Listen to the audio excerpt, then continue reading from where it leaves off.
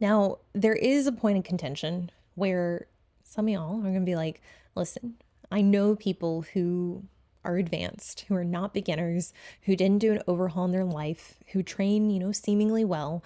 They're highly disciplined, they're precise.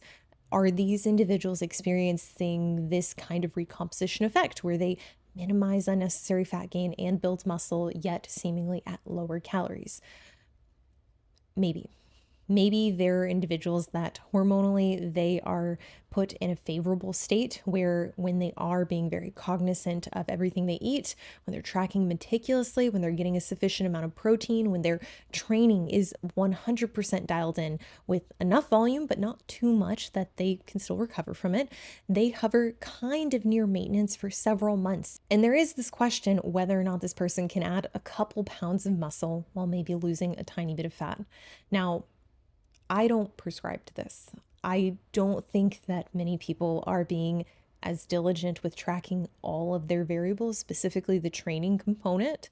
And it's not just enough to be like, oh, yeah, like I work out hard and I train legs 3 days a week and I train upper 2 days a week and like I continue to make progress. It's like there are components that can be distilled down. You can be like, no, like you got stronger. And I think in reality, not enough individuals are paying attention to the things that matter, specifically that training, to be able to incur like a very slow, methodical approach that demands like near perfect execution. And we also have to look at how are we tracking these changes in muscularity? Because what I found is that a lot of people who will make these like sweeping claims, like, yeah, this person built 3 pounds of muscle in prep, or they were able to completely shift their physique all while eating under their maintenance. I typically find that they are also using DEXAs or some form of body fat scan, hopefully not the electromagnetic kind, that is highly variable and frankly very easy to trick. Now, when you look at DEXAs and you look at what they're measuring, there's going to be a component of intangible fat-free mass that is variable person to person. And I recorded an episode on this around like weight fluctuations, and I think I kind of went into DEXAs here, but there is an ability to modulate what this number reads that is very, very easy to do. And I've worked with some people who frankly, like they've told me, they're like, yeah, like I used a Miralax and I used some dandelion root the night before just because I wanted to make sure that my DEXA read favorable. And yeah, these things, they can be really helpful. And for some people, I do encourage them to use it if it's more convenient or if it's motivating. But I think we need to be really honest that degree of variability for some people can be very frustrating and very discouraging. And in the case that someone, goes in and they do see that like, they gained muscle in a fat loss phase, like I would kind of come back to, were they a complete beginner? Did they introduce steroids?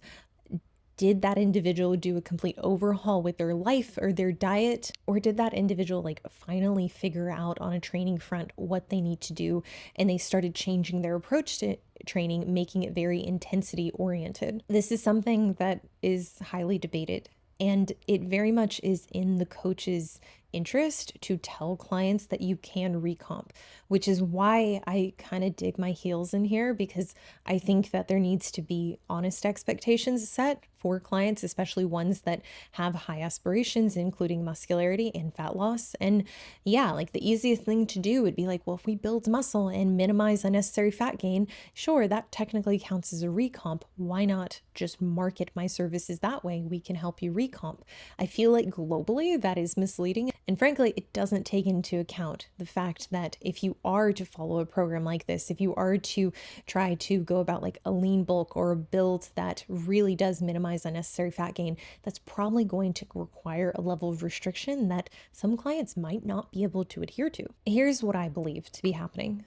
In many of these like recomp success stories, the person is either maintaining or they're gaining. So if they're maintaining, they're roughly the same fat mass while adding muscle, so the body fat percentage goes down. Or in the case that they're gaining, yes, a tiny bit of fat, but far more muscle is accruing. So the net effect is leaner visual appearance. And at the end of the day, like if you're going to embark on this, your scale weight, it might not move much or it could even go up, yet your clothes fit better. And that's largely what I would say is a good indicator that you are building and that, theoretically you are recomping even to a very mild extent. But for many, I think that having segmented phases where you focus specifically on fat loss or building is going to be much more productive and much more rewarding. And if you're advanced and you want major muscle growth, which like 5 pounds is not a small amount of muscle growth, if you're trying to tiptoe near maintenance and you're finding that like the results are not what you're hoping for, yet you're doing all the things, you're trying to maintain high adherence, you're trying to minimize unnecessary fat gain, I would strongly consider whether or not this is the most effective use of your time. And this isn't to discourage anyone from, attempting recomposition. If you have some success in it, amazing. But I think in reality, what's actually happening is we're mostly just seeing a subtle ratio shift that is quite modest in the bigger picture.